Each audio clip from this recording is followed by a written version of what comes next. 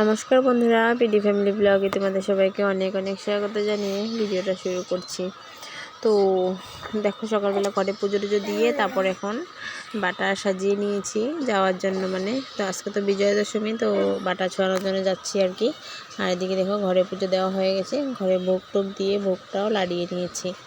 তো এখন যাব হলো গিয়ে মণ্ডপে গিয়ে মা দুর্গাকে বাটা ছুঁয়ে আসবো আর কি। তো এদিকে ছেলে দেখো দৌড়ে দৌড়ে চলে যাচ্ছে বই নিয়ে, বই ছোঁয়াবে আর কি মা দুর্গার কাছে। আর আমিও এদিকে চলে যাচ্ছি বাটা নিয়ে।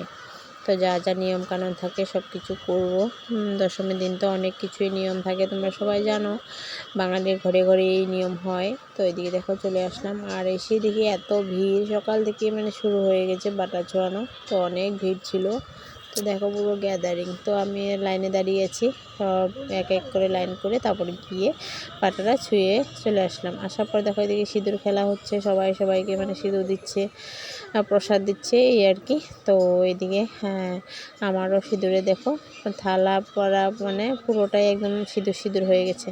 তারপর আমিও এদিকে দেখো সিঁদুর দিচ্ছি সবাইকে, যে যে সামনে ছিল সবাইকে দিচ্ছি, ওরাও আমাকে দিয়েছে। এই তো হয় দশমীর দিন, মা যাওয়ার সাথে সাথে কিন্তু একটা মনে কষ্ট আছে, আবার এই সিঁদুর খেলা নিয়ে একটা আনন্দও হয় আর কি। তারপর তাড়াতাড়ি করে ঘরে আসলাম, মাংস এনেছে আজকে তক্ষ বাবা, আর দেওরে এনেছে মাছ। তো মাছ মাংস দুটোটাই করতে হবে, তো তার জন্য হুলস্থুল করে আবার রান্না করব, আবার যাব দশমী দেখতে, তো তার জন্য। আর আজকে কিন্তু ভিডিওটা একদম ছোট হয়েছে, বেশি বড় হয়নি, কারণ কি ওই হুলস্থুলের মধ্যে ক্যামেরা অন করে ভিডিও করার ইচ্ছেও করে না কখনো, আর কখনো কখনো সময়ও হয়ে ওঠে না, এই একটা ব্যাপার। তো এদিকে দেখো মাংসর জন্য পেঁয়াজটা প্রথমে আমি লং দারচিনি দিয়ে তেজপাতা দিয়ে ফোড়ন দিয়েছি, ওগুলো দিয়ে তারপর পেঁয়াজটা ভেজে নিচ্ছি। পেঁয়াজটা ভাজবো, ভাজার পর আমি ওই যে পেস্ট করা মশলাগুলো দেব। তো এইভাবে করে মাংস বানাই, আর যখন সময় কম থাকে তখন সব একসাথে মিক্স করে বানিয়ে নিই।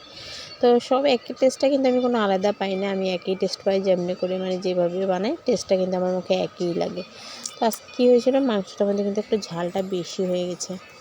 লঙ্কা কাঁচা লঙ্কাও পেস্ট করে দিয়েছি, আর গুঁড়া লঙ্কাও দিয়েছি, ঝালটা হয়ে গেছিলো বেশি। কিন্তু তাও মাংসটা খারাপ হয়নি, ভালোই হয়েছে। তো আমার জন্য ঠিক হয়েছে, কিন্তু অনেকে আবার ঝাল খেতে পারে না, তো তার জন্য। তারপর মশলাটা কষানোর পর আমি মাংসটা ঢেলে দিয়েছি।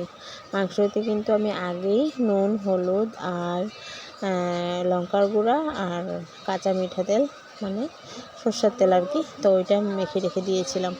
আর আজকে কিন্তু মাংসটা আমি সর্ষের তেল দিয়ে করছি। মাংস সর্ষের তেল দিয়ে করলে কিন্তু বেশ ভালো লাগে খেতে, আর সেন্টটাও বহুত ভালো আসে। তারপর এদিকে দেখো মাংসটা তো হচ্ছে আর মাছও হচ্ছে, কিন্তু সব রান্নাটা কিন্তু আমি তোমাদের সাথে শেয়ার করতে পারিনি, কারণ কি হঠাৎ করে শুনছি যে না মা দুর্গাকে নিয়ে চলে যাচ্ছে, তো তাড়াতাড়ি করে আবার মা দুর্গাকে দেখতে চলে আসলাম।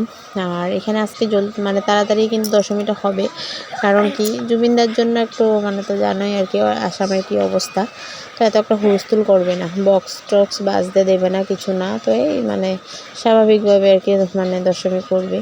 তো সব ঠাকুর কিন্তু গাড়িতে ট্র্যাক্টরে ওঠানো হয়ে গেছে, তো ভাবলাম দৌড়ে যাই একটু মা দুর্গাকে দেখে আসি। তো সেটা ভেবে আসলাম, এসে মা দুর্গাকে দেখলাম, মা দুর্গাকে চাউল টাউল দিয়ে দিলাম আর কি। যাওয়ার সময় যেরকম মা দুর্গাকে চাউল দিতে হয় দিলাম, দিয়ে দিয়ে চলে আসলাম। এসে রান্নাবান্না কমপ্লিট করেছি। তো এদিকে দেখো চিকেনটা আমার হয়ে গেছে, তারপর এদিকে মাছের জন্য মশলাটা কষিয়ে নিচ্ছি। পেঁয়াজ টমেটো পেস্ট করেছি, কালো জিরা সম্বাদ দিয়ে মাছটা করছি। এদিকে আমি মাছটাও কিন্তু ভেজে রেখে দিয়েছি। আর এই আজকে রান্না বান্না মাছ মাংস, আর এটা হলো গিয়ে চিকেন বড়া আর কি, মাংসটাকে বড়া করেছি বেসন দিয়ে পেঁয়াজ টিয়াজ দিয়ে। তো এদিকে তারপর সোজা চলে এসে খাওয়া দাওয়া কোনো কিছু শেয়ার করিনি, কারণ কি দশমী উপলক্ষে লাইনটা কেটে দেয় তাড়াতাড়ি আমাদের এখানে, তো আর লাইন কেটে দিলে আমার রুম পুরো অন্ধকার। তো এই যেন তেন করে ভাত টাত খেলাম আর কি, এত ফর্সা ছিল না, তো তার জন্য ভিডিও করিনি। খেয়ে দিয়ে চলে আসলাম দশমী দেখতে, দশমীতে ওই ঠাকুরের এখানে। তো মানুষ দেখো খুবই ভিড়। আর আজকে কিন্তু মা দুর্গার কোনো গান নেই, আজকে কিন্তু শুধু জুবিনদার গান চলছিল। তো চলো তোমাদেরকে দেখাই আর কি ওই দশমীতে কোথায় বসলাম আর কি। তো এদিকে দেখো, আর আমাদের ঘরের সামনে তো রেল লাইন, তো ওইদিকে ঘুরে টুরে আসার পর এখানে রেল লাইনে একটু বসেছি। আমার যা যার মা আর আমি বসেছি, আর ওইদিকে ভাগ্নি, শাশুড়ি মা, ননদ সবাই আছে, আমার পুরো পরিবারে আছে। এখানে ছেলেও আছে, ওইদিকে ঘোরাঘুরি করছে ওরা। আর এখানের দিকে মানে দেখো সামনের দিকে মা দুর্গা মানে অনেক মূর্তি। আমাদের যোরহাটে 140টা না কয়টা পুজো হয়, তো ওগুলো তো 140টা না কয়টা এত পুজো দেখা কি আর সম্ভব? তো এখানে বসে বসে সব জায়গায় মূর্তিগুলো দেখে নিই। তো আজকের ব্লগ ভিডিও কেমন হয়েছে কমেন্টে অবশ্যই জানিও। টাটা।